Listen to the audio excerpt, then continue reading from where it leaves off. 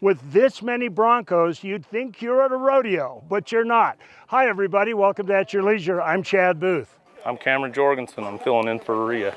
Cameron, I was just asking, did you sell all these Broncos? I did not. Wish we did. If we would have been able to get them, maybe. So we are just going to kind of cover a whole bunch of stuff today. We are down at Fremont Indian State Park, and they're opening a new trail segment, and they decided while they were at it, they wanted to highlight all of the trails and types of trails that are available here. So we pulled some strings. Cameron helped us, and we got Brad Lovell, a well-known racer who is a Bronco guy and was actually involved in the engineering of the new Bronco. And he is going to come break the ribbon on this trail and get us out on the road today. This is kind of a cool event. Pretty cool, yeah. We're excited. We have kind of talked about Bronco is as cool as Rover, and the Brits have got nothing on the Bronco. Is there like a snobbery for Bronco owners? Yeah. Kind of like a Harley sort of thing? Yeah, developing? for sure. We haven't developed our special wave yet, but we're working on it. Okay, well, we want to find out a little bit about all the trails, the new hiking trail that the state park has opened, and some of the grants and things that have helped really develop this area. And it is the premier riding area. As Jorgensen's will tell you, they're right in the middle of it. 800 plus miles of off-road trails in these mountains, and it would take you your life to cover them all. Have you done it yet? I have not covered them all, no. Still working on it. Okay, let's find out about the park. In our previous state park director, Fred Hayes, had a philosophy called the MORE philosophy.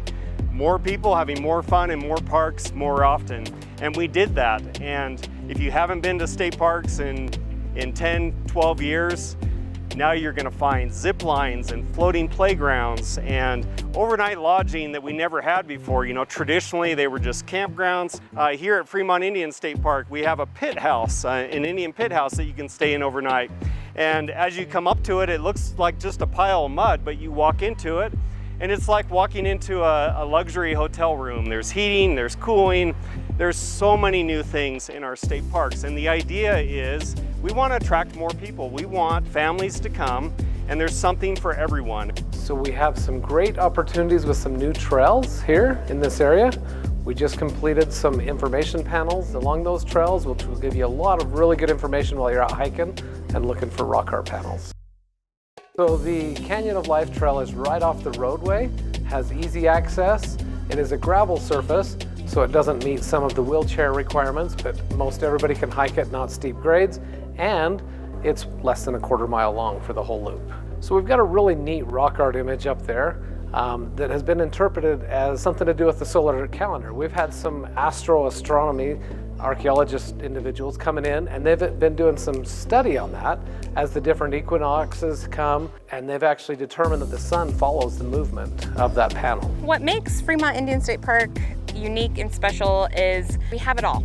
We have historic, we have prehistoric, we have archaic even. We have several archaeological sites. We have rock art imagery. There's actually over 3,000 recorded rock art panels in our state park alone. Not to mention the canyon. We offer camping, we offer the OHV trails and stuff like that. So you have to spend a few days because we have a lot to offer and we offer it all. So Kevin was telling me about the pit house that you can rent and stay in overnight. But I knocked on the door, somebody was there. So just to give you an idea, this is a mock-up they have inside where you can climb in, have a powwow, peel some corn cobs, and then climb out the top. Isn't that fun? We'll be back with more At Your Leisure. Right now it's time for us to go to our first story of the day.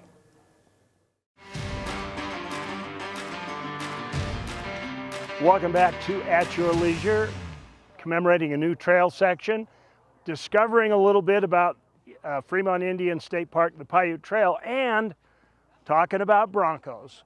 Cameron is here with a special guest, our next Bronco expert, Quinn Jorgensen. How are you, Quinn? Good. Good. I want to talk about Broncos. You know, we were just having a chat. You know, when the Broncos first came out, that first EJS that they showed up at, and they were new from the factory, they had a couple of little new model issues.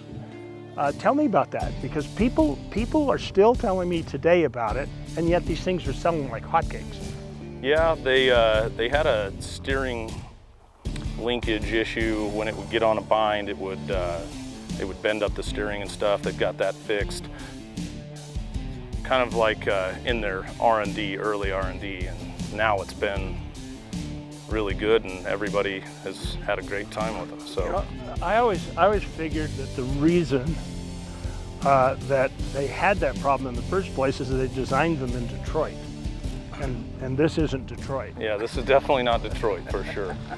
This is not the pavement area of the world for sure. Is this really a capable off-road? Oh yeah, for sure. How would you compare it to other vehicles out there, like a Jeep or anything? Well, it's very similar in the sense that it's got high ground clearance, a lot of suspension, and then obviously one of the big things is all of the aftermarket accessories that you can put on them.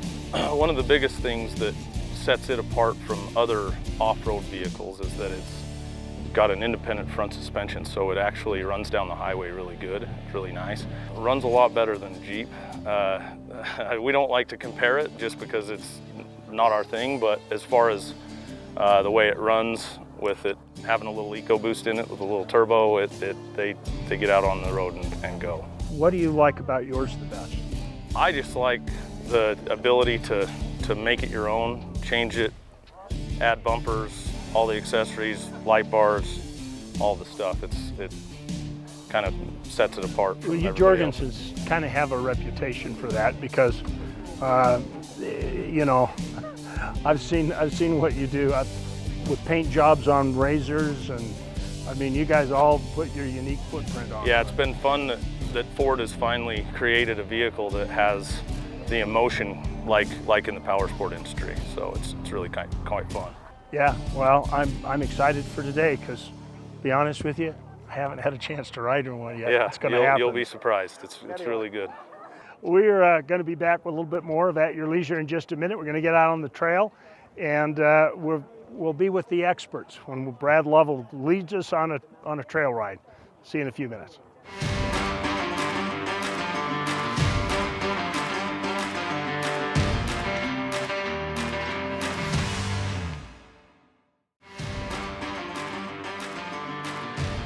Welcome back to At Your Leisure. This is like the big part of the day. If you have memorized in your subconscious brain Baja and Bronco, you probably know this guy. This is Brad Lovell. He's the proud owner of this little baby and a few other competition trucks, and he is an off-road racer. And this area of Utah holds a special appeal to you, doesn't it, Brad? It certainly does. I've spent a lot of time exploring Utah. You know, before I raced, my first race was in the St. George area. It was a rock crawl years and years ago. And, you know, we've done development trips with the new Ford Bronco through this area. So I want to talk to you about this rig. Tell me a little bit about this. Well, this Bronco is pretty special to us. Years ago, I wanted to go do a race called the Nora 1000 that goes down the whole Baja Peninsula.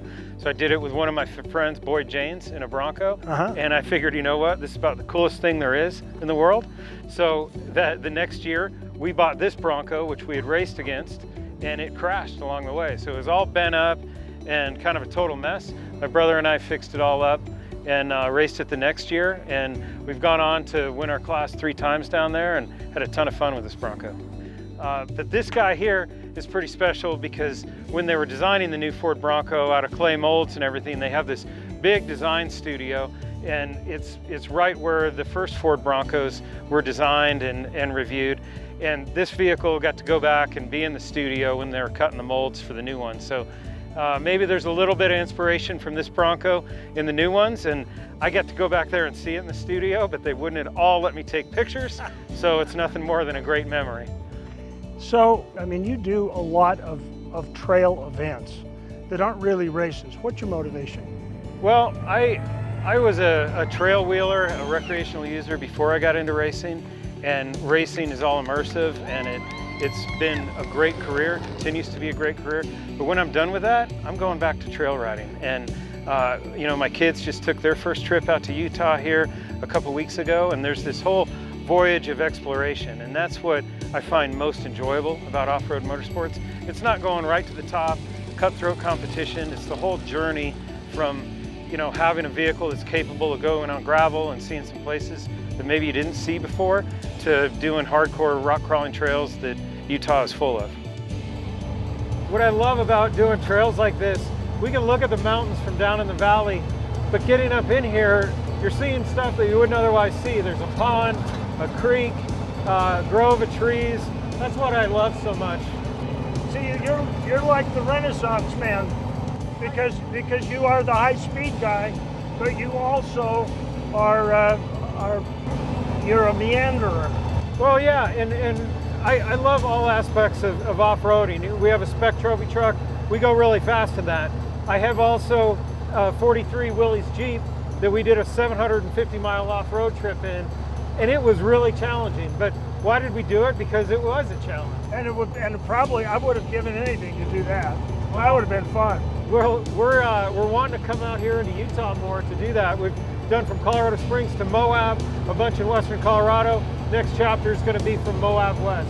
You know what? I've got a neighbor that's got a 42 Ford Jeep. Awesome. He probably on a Sherman tank, I might add. Okay. But I don't think he'll bring the tank. Well, those GPWs, I really wanted one of those, and I actually got my Willys Jeep from a guy who was making room for a tank in his collection.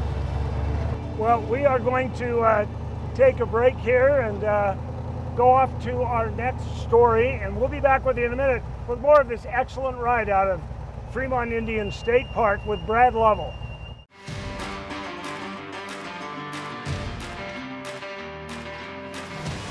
Welcome back to At Your Leisure down at Fremont Indian State Park for their big trail dedication and ribbon cutting. What a fun day we've had. We've been hoofing it, we've been hanging out with the ponies, the Broncos, and we've been on a ride. It all happened all at once. The only problem is that I don't know what happened to Cameron. He was out on the trail with us and he disappeared. So hopefully he's not in trouble, but I will save him a piece of cake. All right, let's get on to the things you're going to see ahead. Let's check out our next week's show. In the 2+ decades we've been doing this show, I've had so much fun meeting all of you. It is phenomenal. Special thanks today to the staff and administration of State Parks. You guys rock it. Appreciate it, Jeff. Thank you, Scott. And I want to thank Mr. Race Car here. I've learned some technique today that I didn't know. And Kevin, you got a great park here. So come on down, explore this park, and get out into the entire park system and fully enjoy it. So like we always say, there's adventure around every bend. You just got to get out there and create your own. Exactly. At your leisure. All right, you get the mountain bikes, you got your hiking shoes on, we got the Broncos, let's go. All right.